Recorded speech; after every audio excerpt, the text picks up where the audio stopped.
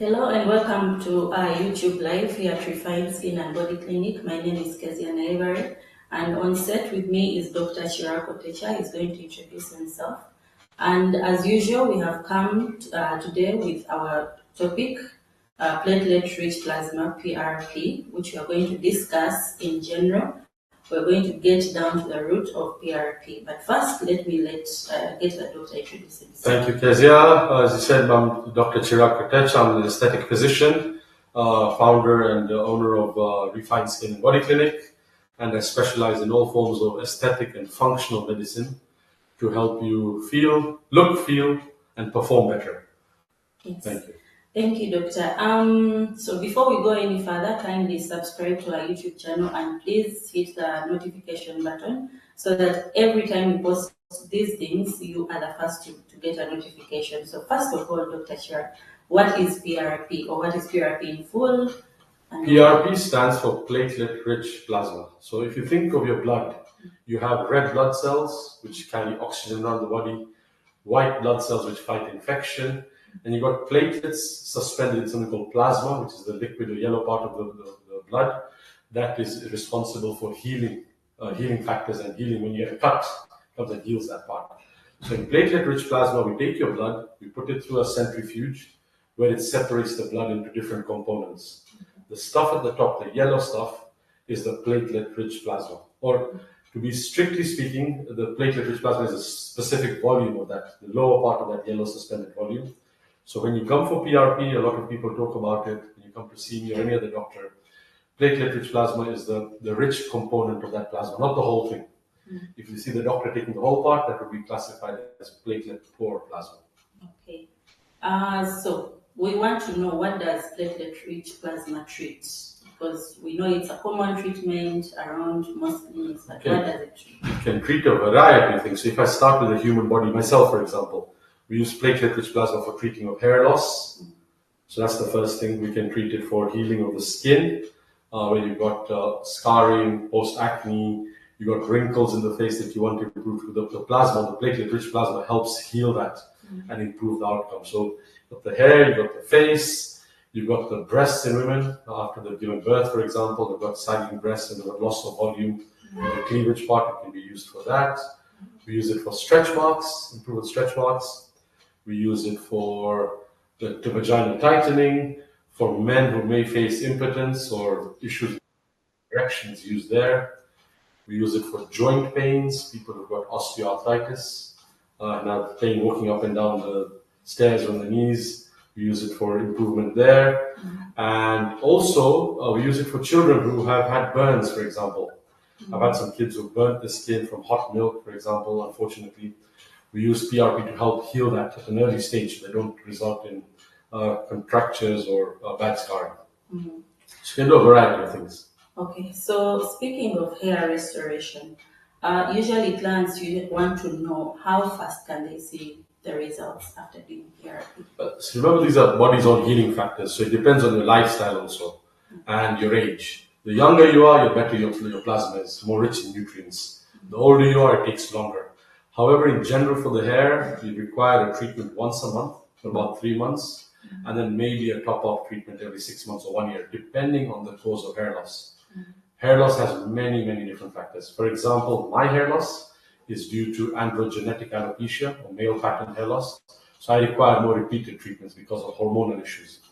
But for somebody, even the African ladies here, I see a lot of traction alopecia due to long-term plaiting and braiding.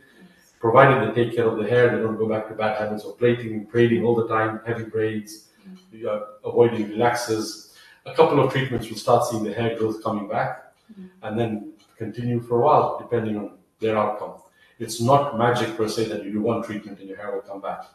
They do require repeated sessions, but with repeated sessions, you start seeing the sort of hair coming back. So who is the right candidate for hair restoration? Again, different type of patients. So if you got let's talk about hair loss in general. You've got androgenetic alopecia, which is hormonal hair loss. So men and women both have that kind. Men usually start to see a receding hairline from the front. With women, it's usually down the middle. When they come to menopause, perimenopause. So those treatments require more sessions of PRP. You've got the younger ladies who've been plating, braiding the hair, and have traction here, with the hair loss right at the front. There can be younger girls, 20, 22-year-old ladies. So there's really no right age. I said children also can have it for scars. It's really your own body healing itself. We're just strategically putting that plasma in specific places. Okay. So let's say I've done this treatment, PRP for hair loss. Am I allowed to complement the treatment with maybe shampoos? You have to. You remember, PRP is the treatment we do here at the clinic. When you go home, we give you some treatment. So, for example, depending on your factors, minoxidil, finasteride, these are medications that help hair growth. So, I like the analogy. PRP is like planting the seed. Yes. Once the seed is there, you want it to grow, so you need to water it. So that's where the sort of biotin shampoos come in. It's mild shampoo, mild conditioner. I also recommend use of minoxidil and something called Foligain. Foligain is a medication that helps increase the blood flow around the hair. So that the seed that we've planted, the PRP, the blood is flowing around there to help that sort of seed nurture up and grow. So it's a must you complement it. It's not that I do PRP and my hair will grow. You have to use these products at home if you want better results. Okay. So you talked about joint tissue regeneration using PRP. What exactly does PRP, how does it help? Again, we said PRP is got repair factors. So let's talk about osteoarthritis, for example. Arthritis is a disease of old age. People get it after repeated wear and tear. So you've got your bones, for example, the knee, you've got the femur, you've got your tibia and fibula, the bones below. On top of that, there's cartilage. Cartilage is like the shock absorber. As you age, that cartilage sort of goes away. Now, that's where the bone comes on bone and you start getting pain. Eventually, you may need a knee transplant. However, to delay that, we can use PRP treatment into the joint, what we call intra-articular, to help improve the collagen. We use it for back pain to people who've got back issues. It helps prepare the spinal cord. We have people who play a lot of tennis and golf. We get tennis elbow and golfer's elbow. It can help with the tendon repair. What PRP does, put in specific places, helps recuperate or bring in all the repair factors of the body. Inflammation happens, which is good. So again, another thing I'll touch on, we tell patients not to use anti-inflammatory medication or brufen or diclofenac when you're on that treatment, because that reduces the inflammation. The inflammation helps create that whole cartilage or tendon or whatever you have. And obviously not smoking, because smoking kills those stem cells. So going back, if you want good results with PRP, the smoker is not a good candidate for PRP or for a lot of treatments because they don't have the repair factors. The seed we plant gets killed by the smoke or the carcinogens. Okay. So I understand that some steroid injections help to ease the pain, for example, the backache or the knee ache. What is the advantage of PRP over the steroid injections? PRP is your own body's healing factors. The disadvantage of PRP is that it causes inflammation in the beginning. We want the inflammation to help regenerate that area. Steroids will reduce the pain pretty much immediately. There's a bit of pain for a couple of days with steroid injections as well, but it takes away the pain. It takes away the inflammation. Now, there are two contrasting treatments. In one, we want inflammation to create something, and steroid injections reduce the inflammation and get rid of the symptoms. Unfortunately, with steroid injections, which I still do use sometimes, they make the bone or the cartilage we talked about earlier also reduce further. So it's recommended only to do steroid injection maybe twice in your lifetime in that particular joint. With repeated steroid injection, you can get something called avascular necrosis or death of that bone or the cartilage there. So we don't want to use that there. So if someone has done this treatment, how fast can they see results? Again, this is coming up. The PRP. Yeah. For which part? For the tissue regeneration. Well, it depends. I did it from my uncle. He had severe knee pain. We did the treatment. For 2 weeks, he didn't really like me because the pain was worse. But after that, he's been playing golf and he's been pain-free since. I did it for my mother. She required a couple of treatments to be done. Again, it really depends on person to person. They can see results in as quick as a month. But the collagen or the cartilage growth takes about 6 weeks. So you need to wait. You need to give it that time frame. And there is no harm to repeat it. There are no side effects because it is your body's own healing factors. We're just specifically putting it in a particular place if done properly. I need to clean the area. I don't want to introduce infection when I put a needle in. So if we don't clean the area properly, yes, we can make things worse. But in a clean environment, We do what is called an aseptic technique, not a sterile technique like we have in an operating theater. It can be done in a clinical room, but with sterile gloves, a nice clean environment, clean the place down you're injecting or treating, they get good results. Okay. We also talked about PRP helping with anti-aging. At what age can someone do PRP for facial, as a facial, and PRP as a facelift? So again, when I talk about anti-aging first is prevention of aging. I get that misconception in my clinic a lot, where patients come and say, I'm not 40, I'm not 50 years old, why do we need anti-aging? Anti-aging means prevention of aging. So we should be starting thinking about anti-aging in your 20s, early 20s, where there's topical treatments with creams and things that I give you to use at home. But for the facelift and facial, it's really up to the person. You've got young ladies, men who've had acne, got scarring, pigmentation. We can do that in the 18-year-old, 19-year-old, 20-year-old even. To help regenerate collagen, improve the texture of the skin, close up the pores. That's the vampire facial or PRP facial you're talking about.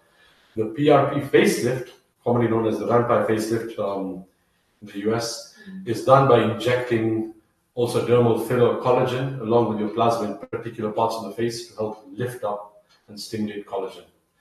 Again, if you feel that you look old for your age, we get some patients walking in our clinic here who, when the date of birth shows that they're 28 to 30 years old, but they look a lot older because they're not taking care of the skin. Sorry, they're not taking care of the skin. They have not used sunscreen, for example, to protect them from the sun, and they end up with wrinkly looking, tired, dull skin, and they'd be a good candidate for vampire or PRP facial or facelift. Okay. I understand there are other treatments that you can do for anti-aging, for example, Botox and fillers. Can someone combine Botox and fillers with PRP? We can combine them, sometimes not necessarily on the same day. Like I said, the vampire facelift, which was patented by Dr. Runnels, is a treatment that where we use dermal fillers, such as Juvederm or something, injected along with the PRP. With Botox, yes. However, we don't recommend doing Botox at the same treatment if you're doing the PRP facial, because the microneedling that we do will help reduce the efficacy of the results of the Botox. So maybe 1 or 2 weeks after the PRP facial, you can do the Botox. Yes, they can be combined. Okay. Now, one of the most interesting treatments that PRP does is for breast lift, and I believe very many would want to come for this treatment. What exactly does PRP do? So as women age, they've had multiple children, they've been breastfeeding, they lose that sort of cleavage they had when they were, say, 16 years old, 18 years old, that push-up bra effect. They lose the volume on the top part of the chest. It is not a treatment to increase breast size, so those are totally other treatments. This is purely to help improve the volume at the top part, the wrinkling skin, so stretch marks you may have on top, it helps us volumize that. So when you wear your bra, for example, it feels fuller. Again, it doesn't work for everybody. If you've got really big busted, it's really not going to work for you. So we have had some cases where we get good results. I have a friend of mine we did it for, and now she complains that she has to buy new bras for that. But apart from that, it will work for most people. So the expectation is not that my breast is going to go back to the way I was at 16. It will improve. Okay. That's why that one takes about 3 months. So we take pictures at the time of the treatment, with and without your bra.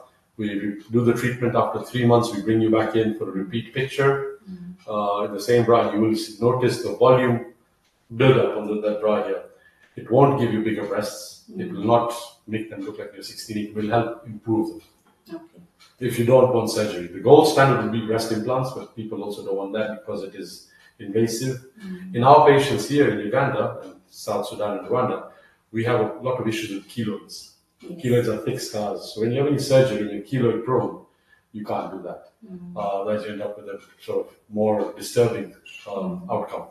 So if you want non-invasive procedure for breast lifting, we can do PRP, we can combine it with collagen stimulators, PLLA, which is used for buttocks also. So we're going to start using that for our breasts. We have more of an increase with PLLA, but plasma will get a nice outcome.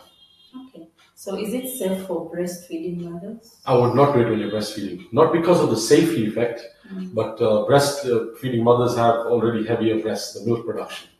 So it's better to wait for all that to be done, because that extra weight that you have from the milk it's really, you're not really going to see the results. The PRP will just not be able to lift and sustain that heaviness. So it's not about safety, it's just about the timing. I understand. So now let's talk about the OMG shot and the M shot. How does PRP come in? Okay, let's talk about the OMG shot first. The OMG shot is for women. Yes. Women, again, multiple children. Let's talk about two age categories. The younger lady who faces stuff such as vaginal dryness, painful sex, and maybe loose, lax vagina. For them, we can use the OMG shot to inject PRP or plasma into specific parts of the vagina, so the anterior vagina wall, we call the top, and the clitoris, for example, to help increase stimulation, increase lubrication, and obviously increase sexual pleasure for them. That's the younger cohort of patients who have it. You've done it once, it can last you for a year, 2 years, depends on you. Because we all decline in age, that's why we have to repeat it. You know, we can't keep you physically young forever, whether you're looking young forever or performing young forever. We have to repeat certain treatments. For men on the M shot, statistics show that 40% of men over the age of 40 have an issue with erectile dysfunction or maintaining a good erection. When you get to 50 plus, 50%, 60 years old and above 60%. So, and especially if you've got a history of diabetes or blood pressure, this becomes more common. So for the men, it is using PRP injected into the what we call the corpus cavernosa, which is the muscle of the penis. It helps increase the girth, which is a side effect, the girth and length of the size of the penis. That is a side effect of the treatment. However, the intention is to help increase your quality of your erection, to help you maintain erection until you have sexual intercourse, for example. So that's on the men. For the women, back in the OMG shot, elderly women or not elderly women per se, but women who've had multiple children, for example, may have issues such as stress or urinary incontinence. Very common. You can ask any mother who's had multiple children. When they cough, they sneeze, they laugh, they might have a bit of urine leaking. When they need to go urinate, they're not able to hold the urine, and they might just urinate there, because that is due to laxity or loosening of the sphincter, the muscle that holds the bladder in. So now we inject the PRP into specific parts, again, help tighten that sphincter, so you're able to control your urge, control your flow of urine. So that's where the OMG shot comes in, and for the male M shot is for the penis. Again, a lot of these we like to check on, for the men especially, we check on hormone levels to see if your testosterone levels are good, because it is not that one treatment fixes everything. We need to complement the treatments for a better outcome. We treat you as a person rather than that one specific thing. I understand. We also talked about stretch marks. Does PRP totally take away stretch marks? Because I have clients who tell me, I want to see my body without any stretch marks. We can't bring you back to that baby body you might have. We have some damage done to the body, stretch marks, loose skin, depending on the quality of stretch marks. For example, the patients who use lightening creams and develop those dark stretch marks, those are very difficult to treat. The lighter stretch marks are given from weight loss and weight gain, post-pregnancy, are easier to treat. And when I say that, they will not go away 100%. If I came closely with my microscope, I would be able to see them. You will have some improvement, a lot of improvement, at least 70 to 80% improvement. However, it takes about 6 months. You need to be doing PRP microneedling at the clinic. We'll give you something called a derma roller to use at home. We'll give you a stretch mark cream or oil to use at home as well. So it's a process. And the patients that I see with good results at 6 months have really bought into the process, dedicated themselves to the treatment, not expecting to be one treatment and I'm done. Then you're really not going to get the benefits. Okay. So after talking about all these treatments, exciting treatments, one would like to know, are there like rare side effects of PRP treatment? No side effects, because if there were side effects, you would react to your own body. It's part of your blood. Side effects can be such as infection, if you've not cleaned the area properly. So if you go from dirty and you come from a border and you come to treatment and I don't clean you, yes, I'll introduce infection. You have to clean the area properly, especially for joint injections. For the face also, it's recommended to do a proper cleanse of the face, and then we do the microneedling or the injections. Other thing is swelling. So for example, when you inject, a lot of places we inject are blind injections, what we call. We don't have ultrasound guidance, although you can do it for joints. But for the face, we rarely do that. If you inject a blood vessel, for example, you can have bruising. From the microneedling, if you do aggressive microneedling, again, bruising and scarring can happen. But done in the trained hands, is a better outcome. So, for example, as doctors, we see a lot of people doing PRP treatments, untrained sort of medical personnel. They could be a beautician doing it. Now, they might do good treatment, they'll charge you a lot less than what I would, because I've spent a lot of money going to medical school to do this. However, the day a complication occurs, then they're in trouble. So we spend a lot of time learning about the complications, how to manage them, and that is why it is safer to get it done with a doctor, a medical person, rather than a beautician, who might charge you a fraction of the price, but if you're the unfortunate person who gets the side effects, again, that's a problem. Again, quality of the plasma. We do multiple double centrifuging for different indications. We use different type of kits. If you want stronger kind of PRP, the higher concentration of plasma or platelets in the plasma, we do use different types of kits. So that's where the cost factor comes in. Knowing how to do it properly, safely, and avoid or limit the complications. Thank you for clarifying that, because usually the cost is a problem for people. Now, I've been hearing injection. How do you manage the pain management? What is the pain management before the treatment, during the treatment, and after the treatment? So before the treatment, depending where we're doing it, we put anesthetic cream or numbing cream. We make, because when we do PRP, for example, it's very acidic, because we put something called an anticoagulant in there to help make the blood doesn't clot. If you remove blood and put it in, it'll clot away. But if you put the anticoagulant, it's still liquid, fluid. So by putting an anticoagulant, it makes that PRP very acidic. So now we add in something called sodium bicarbonate to reduce the acidity. Again, too much sodium bicarbonate to make it alkaline, that'll burn. So that's in the preparation of the PRP. In terms of the patient, we put in numbing cream or numbing solution on the face, or the other parts of the body. We can apply something called lidocaine, which is an anesthetic agent, into the PRP or pre-injection. We can do head blocks for the hair, for example. These are also painful a bit, the anesthesia. However, after that, it is very, very comfortable. We use a vibrating tool to help divert the brain from the pain to other parts of the body. So you get the brain conceives it as a vibration rather than pain. After the treatment, we tell you no diclofenac, no brufen, no anti-inflammatory agents, no hot or cold towels, avoid sauna. There's a few instructions you have to follow, but you can take some Panadol if you want for pain relief. And I mean, if you want the outcome, the results, the patients usually say that the pain is minimal compared to the benefits at least. Okay. Well, if you've watched up to this time of the video, we thank you so much. Please don't forget to subscribe and don't forget to hit the notification button. This could be a game changer kind of treatment for you. So come to Refine Skin and Body Clinic and have your treatment done. You can call our front desk, you can call our number, it's already on the screen, and we will be able to take you through. You see the doctor, you do a proper consultation. Thank you so much, Doctor, for sparing time for us. Thank you. And we hope to have you next time for another interesting topic. Thank you so much. Thank you.